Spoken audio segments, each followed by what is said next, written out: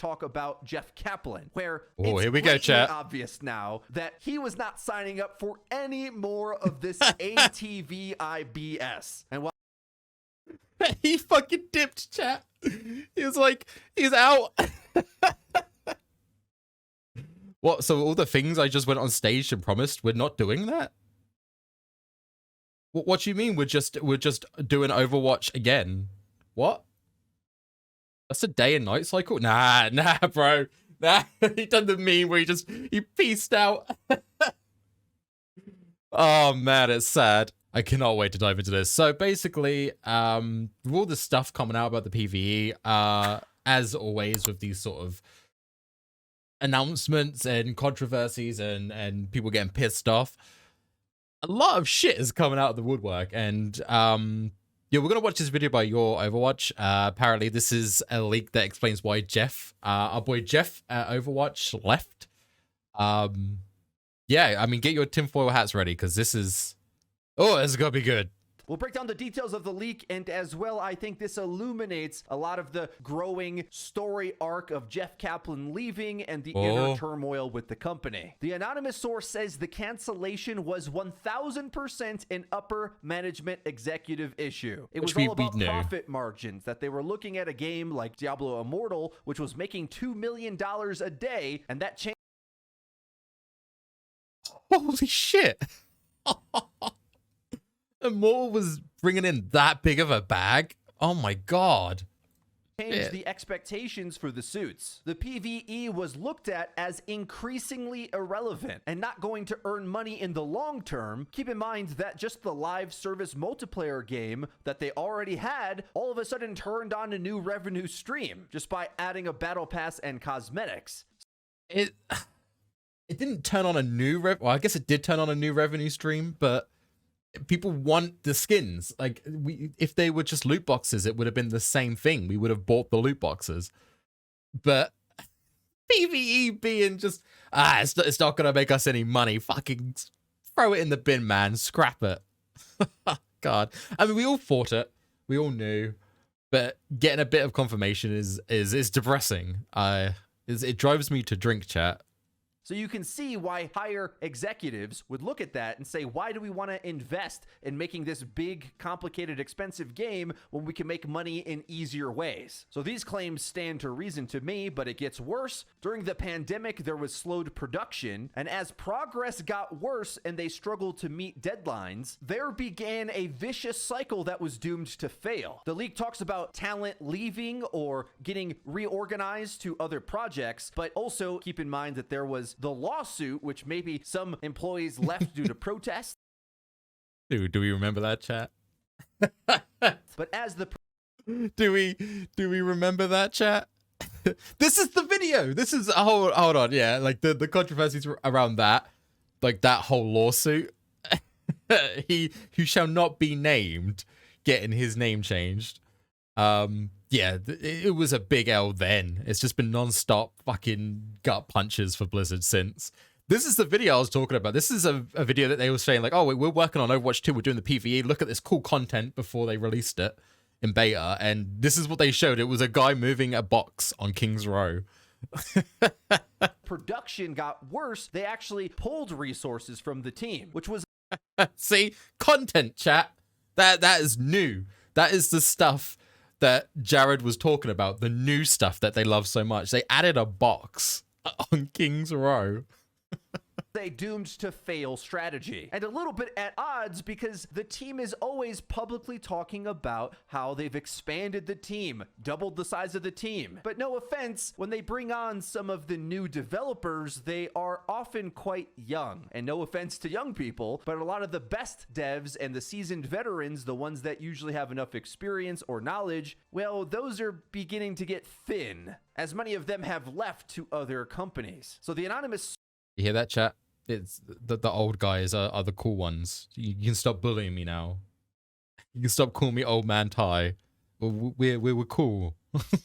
It's the young kids that are the problem. source speaks quite contrary to a lot of the public messaging that we're getting from Blizzard. If you pay close attention, multiple Blizzard devs in the chats, live streams, BlizzCon line, the blog posts say how they've doubled the size of the team, increased way bigger than they've ever been before, but at the same time, they're admitting publicly as well that the workload they had was too much. It really sucks that the developers have to be themselves the marketing mouthpiece for the game as well. So they sort of have to tell the lies that Bobby Kotick would want them to tell. Keep in mind, this is the same guy that would reportedly write verbatim the responses that his figureheads would say in response to the lawsuits. And this Blizzard and lawsuit, those words go together so well. I just want to double back on let's see if we can find it. Diablo Immortal, which was making $2 million a day, and that changed the expectations for the. So, just so you guys can get a bit of context, they're making $2 million a day of Diablo Immortal, but the project of a single player PvE part of Overwatch, another project that gets a lot of money, they can't fund it, they can't support it. They make $2 million a day off idiots on Diablo, but they can't support a PvE.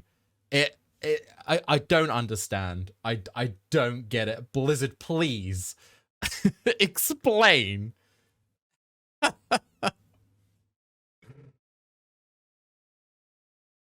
So you really have to be careful absorbing any of the PR speak from anyone at Blizzard as if it's them speaking themselves. No. They're speaking for Bobby. So they talk about the team size expanding, but does that mean part-time work? Does that mean the commissioned artists that they have to churn out the skins content for the game, that you have to imagine they pay less than a full-time employee? You're not really going to pin them down on any logically congruent storyline because somehow they both want us to believe that the team is massive, big, and capable, but also they have to apologize for canceling the massive big project that they had and instead transferring all their energy to something that is lower on production cost and a higher return on investment, as opposed to making a wonderful game that will build the franchise's IP strength overall. It's just that mindset that the higher ups have taken. It's like we don't want to put all this effort into something new that isn't gonna like return on investment like instantly. Why don't you just do the same thing again and make money? That is like the shareholders. That is the guy in the trench coat and glasses at the top of Blizzard. That's what he wants. It sucks. It always will suck. But yeah. No, Bobby doesn't like that. He doesn't like it. Margins, small investment, big payoff. Instead of a bigger investment and also a big payoff. No. The amount of profit is all that matters. Another contradiction from the anonymous leak, they said a lot of the developers left when the work from home policy was enacted, meaning that employees had to actually live near the Blizzard campus where it's very expensive. This is directly in contrary to Jared Ness, who says the opposite publicly. But again, I feel like this is a case where Blizzard's PR speak tries to have it both ways. Yeah, so I work in the game industry, in recruitment, and this is a big thing. A lot of studios went into the working from home due to, the pandemic, and it worked. It was great. And then they brought all the staff in. They hired a lot of staff that are outside of the standard sort of radius you would hire for a studio, and those people can't commute to the office. They were hired in different countries. Way too far to commute, but they got hired on because everything's remote. Why not? I could work at Blizzard, but I live, hundreds of miles that way. It was great for studios and hiring, and then they switch it and say, okay, now you need to come to the office. A lot of people can't do that, and so there must have been a massive turnaround in staff during this. And for them to say, oh, no, that didn't affect it is absolute garbage, because a lot of studios are facing the same problem. And smaller indie studios are facing the same issue. And a lot of them are trying to commit to remote working. But yeah, Blizzard's a massive company, and they must have had so much staff that have now just left. And I could see that affecting development. I really could. But They can't say that's not a factor. They cannot. Did people quit because of the work from home? If they did, that would ultimately have a significant effect on your productivity, no? And if the team is big and capable, well, where's the product for it? It really sucks to have these developers speak on the behalf of the company and feed us these lies that just don't add up. But ultimately, we know who to blame. It should have been no surprise to anyone. The anonymous source goes on to say something that I think we all know, is that the devs really just did the best with what they were given. And as they've said publicly, developing the talent trees for every single hero in the game was an insane proposition. I almost wonder if they would have been better off just like taking 8 heroes or so and making that game first just with them. That's a good idea. Like maybe do the original cast and then add, I mean, and then that will be long-term gain, right? Like you do the original cast, none of the new characters, and then you add the characters into the PvE. It stretches out development. It would still give us content, but I also, looking at this skill tree, it's good. I like it. But let's this is yeah. So this is a Path of Exile skill tree. Look at this. Like, look at it. It's insane. They done this. I don't understand why they can't do this. What, 12 heroes? I don't know how many of the original cast there was. And I get, yeah, there's like 30 something now. But it's not a big feat for a company that pulls 2 million a day from one of their projects. Because from Reddit responses from the devs, they've told us that it was easier to design a brand new hero for PvP than to do the skill trees, which had all these different options for PvE, even though it doesn't have to be as balanced. Somewhere between 30. Of course, like, what is this response? Like, yeah, in Apex, it's probably easier to make a new legend than it is to make a new map. It doesn't mean they shouldn't make new maps. Like, yes, some things are more difficult. Like, that's standard game design. How can you say, oh, we're not doing the PvE because it was a little too hard? It was very, very difficult. We're just going to take Torbjorn out and then rework him and then put him back in. Or maybe we will rework Roadhog 4 times until the community stops crying. Like, we'll do that. That's easier. And 50 talents for each hero in the game. That's an insane amount of content, especially when you think of like an action RPG. I'm thinking Diablo, Borderlands 3. There's only a handful of characters in the game, and then they span off into a few skill trees, but it's not so much more than the amount that they're saying there. If they did try to do that game, it would have been the biggest action RPG type game of all time. So it's really heartbreaking to see them not be given the resources to make that game of the decade that it could have been. But it makes sense when you think to the way that Activision Blizzard King runs all of their IP. Candy Crush, Call of Duty, they want Overwatch to be like that, and it needs to be a different game if they wanted to make a real game instead of a cash flip with low investment requirement and high return on investment, aka milking out IPs and giving the least amount of product for the most amount of money. It's a really unfortunate business strategy because if you look at a game like World of Warcraft, which is just outrageously massive, Overwatch 2 could have been the next thing. It could have reached towards the MMO aspirations that Aaron Keller talked about in the dev blog in my previous video. It could have reached that size of game. We could watch that, chat. At the moment, the best thing we're going to get is like a full campaign in like years of time, which I suppose is better than nothing, but it's nowhere near the artistic vision of what these devs wanted to do. And that's where I want to transition to talk about Jeff Kaplan, where it's here we go, chat. Obvious now that he was not signing up for any more of this ATVI BS. And while he fucking dipped, chat. He was like, he's out. What? So all the things I just went on stage and promised, we're not doing that? What do you mean we're just doing Overwatch again? What? That's a day and night cycle? Nah, bro. Nah, he done the meme where he peaced out. Oh man, it's sad.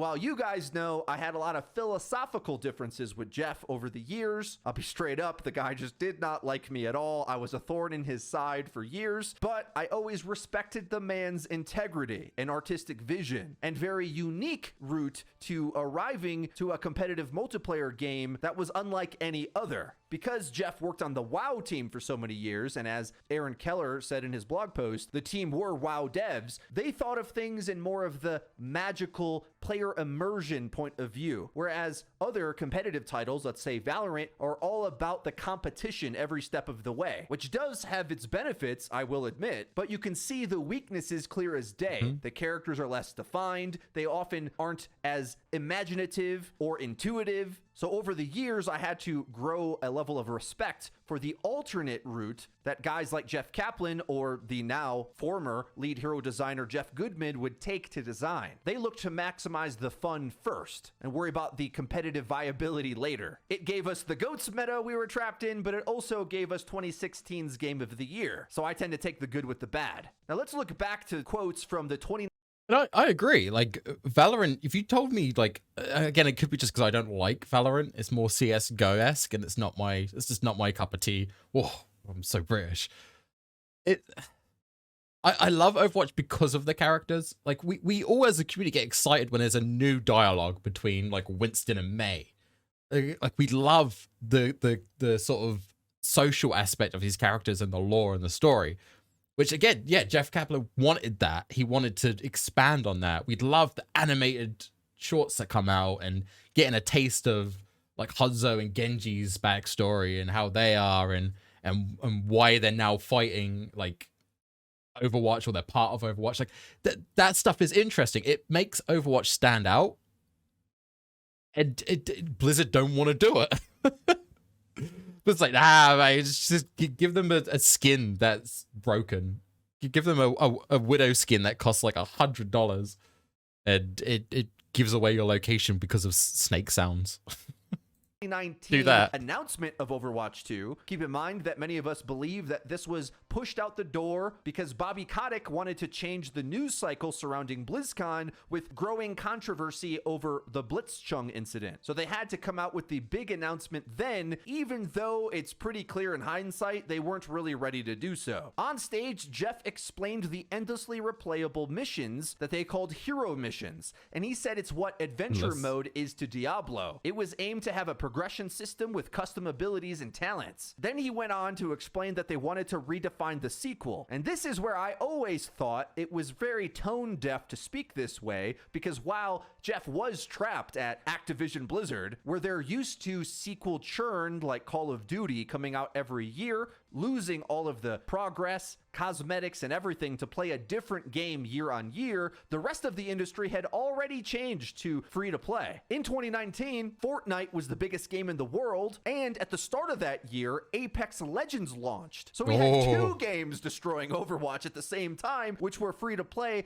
and had all of the benefits Jeff was talking about for the sequel already free in the game. So Jeff wanted his sequel to bring all of the old players along with, so you could keep all your cosmetics and you'd still be able to play with the new players in Overwatch 2. We never really got the full explanation of what that meant because it didn't make any sense, but over the years we're it made sense. All the skins carried over, which is fine. You know, it was a painful process. A lot of people didn't get their skins. But yeah, you could play with everyone from Overwatch 1 because they just killed Overwatch 1. Like, if you wanted to play Overwatch, you had to play Overwatch 2. That's how we got all together. Oh, man. Able to stitch it together, and what it was going to be is that the PvP would just get updated and the PvE would be an entirely separate Diablo game, essentially, with its own campaign and end game. And you would Sounds pay too for good to be that true. new experience, but you could also just stick to PvP if you wanted. They would be separate. That was always a competitive disadvantage, though, because at Activision Blizzard, they were a bit in a bubble with the box product model being so profitable for them. The writing was on the wall even at that point. If the the rest of the industry was on the boxed product model, then yeah, that would have been revolutionary. But with so many free-to-play games already robbing attention from Overwatch, that was going to be doomed to fail. And think about this from Jeff Kaplan's point of view. He gets to be the scapegoat that goes on stage to overpromise this massive game that they're This game is going to make liquid gold, everybody. It's gonna solve global warming. You can trust me. My name's Jeff. trying to make, that Aaron Keller cleared up on how audacious the vision of this was. That not only did Jeff want that, each hero having 30 to 50 talents in a PvE endlessly replayable Diablo game, behind the scenes, they wanted another higher, bigger game, a MMO game over that after they made Overwatch 2. That's what Overwatch 3 was going to be. So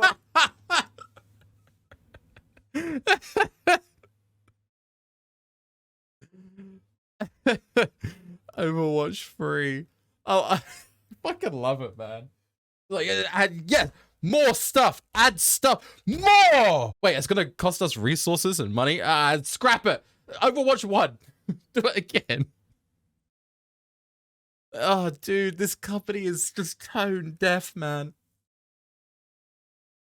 God damn. he was going to be. So at some point in the company, based on the leaks that we know from Sir Swag, they're looking at the numbers of all of this and how Jeff wants to scale this up, and I'm assuming a suit said no. In fact, I'll give you less resources. Good luck doing whatever you want. It always felt odd to me because Jeff Kaplan was vice president of Blizzard Entertainment, but I think as the coverage of the lawsuit and everything has gone on, we all know that there's really just one king at Activision Blizzard. It's Bobby. Every other position of leadership just seems to be a token. And hey, I mean, vice president was already probably a token position, but it felt strange that he couldn't have more pull to get what he wanted. But adding everything up now in hindsight, I think Jeff was looking down the barrel of the change of strategy that was being pushed onto him from top down, seeing everything that he wanted to build be reduced to rubble, and Jeff has to sit there and think, does he want to have to come out again and give this massive apology that he shouldn't have to make? I don't think Jeff would have wanted to lie to us and say that PvE is coming and then months later down the line explain that it's in this diminished capacity after he had just years ago on stage promised the world. I can see why.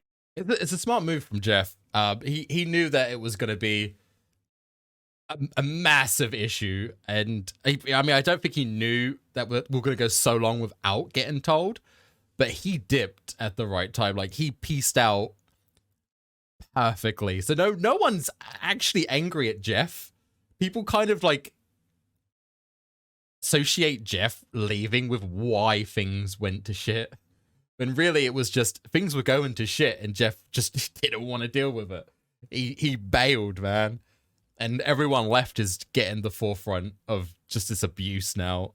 He'd want to leave for that. Let someone else have to tell those lies. Yep. He was not going to walk the plank. Because while I have been on board, I ain't taking that bullet. Free-to-play change, expensive cosmetics, I don't mind paying a battle pass because I like the content I get in it. I enjoy it more than loot boxes. I like the seasonal model. I like the update cycle we have. I even will probably like the campaign. So it's not even really necessarily any of these decisions that I hate. Because I never needed a Diablo game for Overwatch because Diablo 4 was coming anyway. I like Diablo 4. I'll play Diablo 4 for Diablo. The thing that I can't stand is the bait and switch, is the lying, is the thought that maybe I bought more skins thinking they were still making that big game that they did not tell us they have canceled when they knew they canceled it before they even launched Overwatch 2. Like I said, it's all about the way they handled it. Again, I am in complete agreement. The PvE and story stuff would have been cool. I didn't put all my stock in. I didn't come back to Overwatch 2 because of it.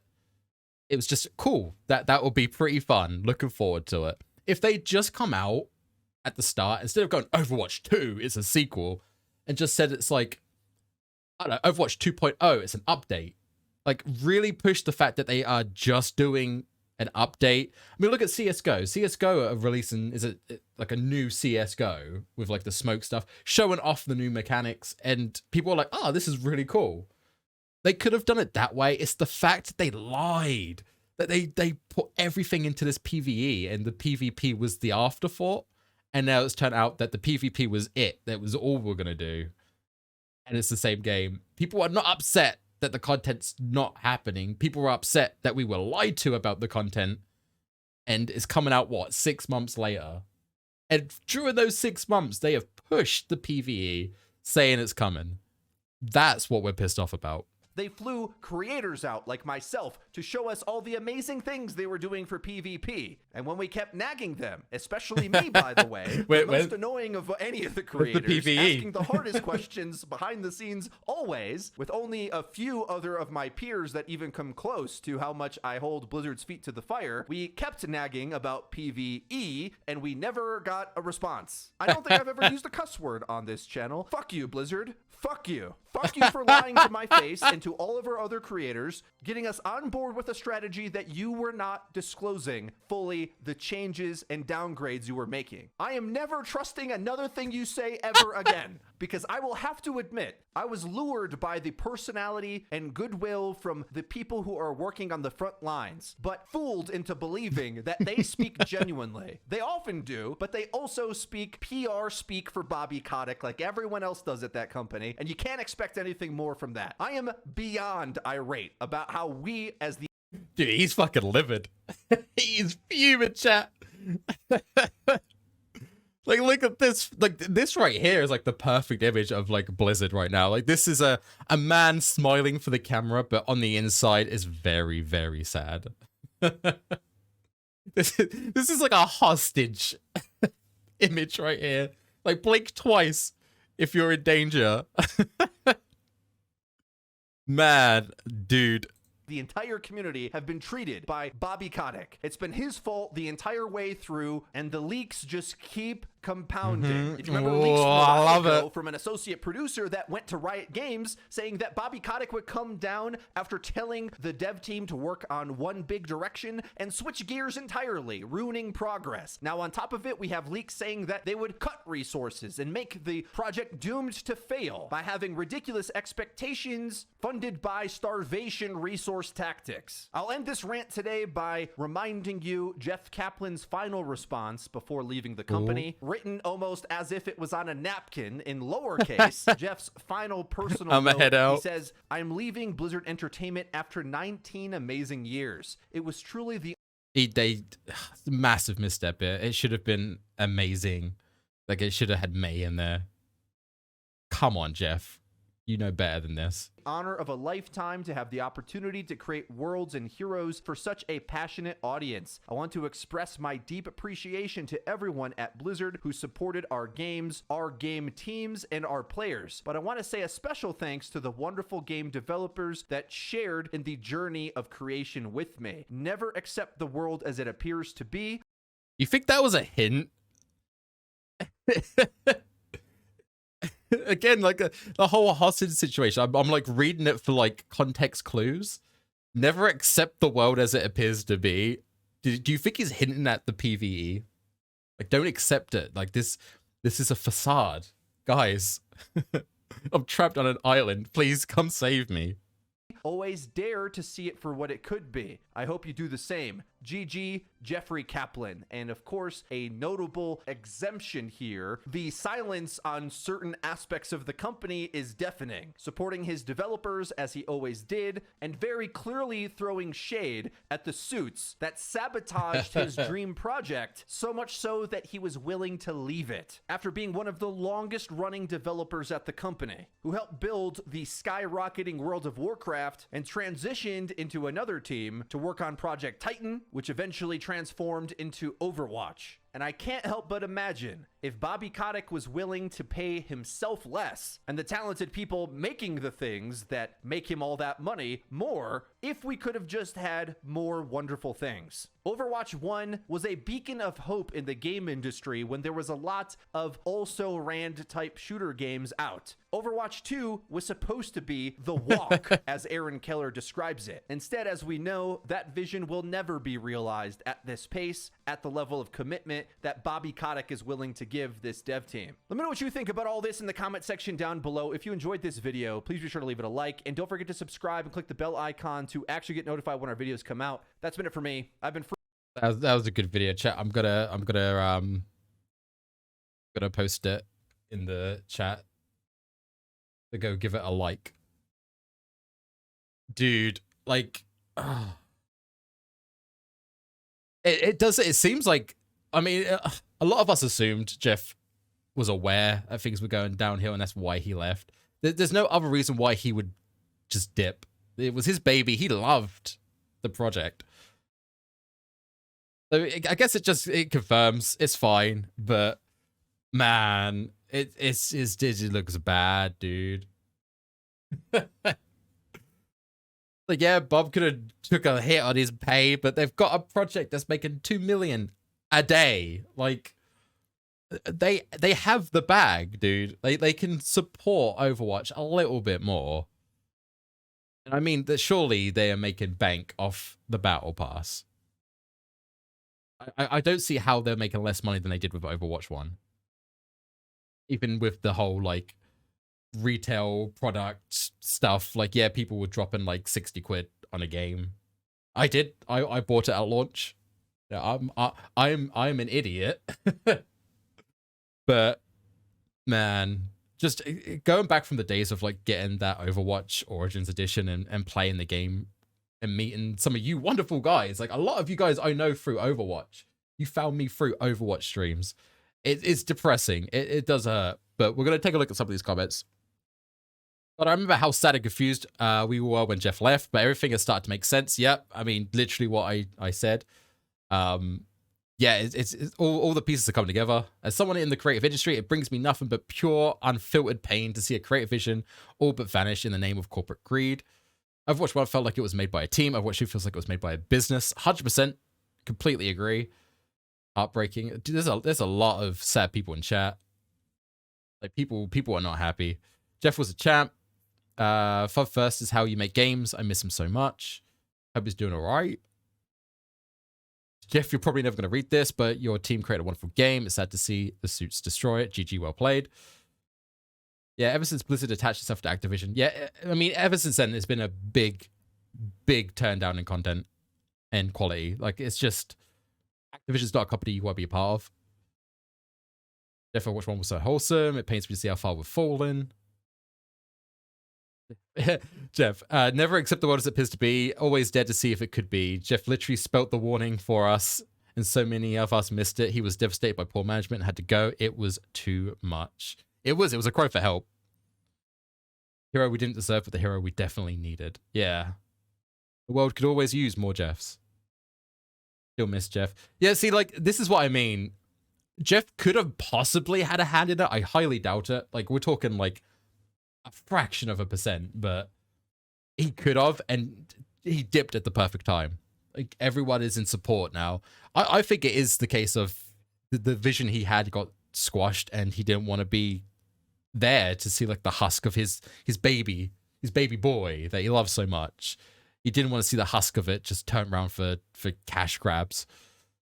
But yeah, we got a stream on Friday from the devs to show us new content, chat. So we'll check that out. But yeah, this Blizzard stuff is good. This is good content. I'm enjoying it.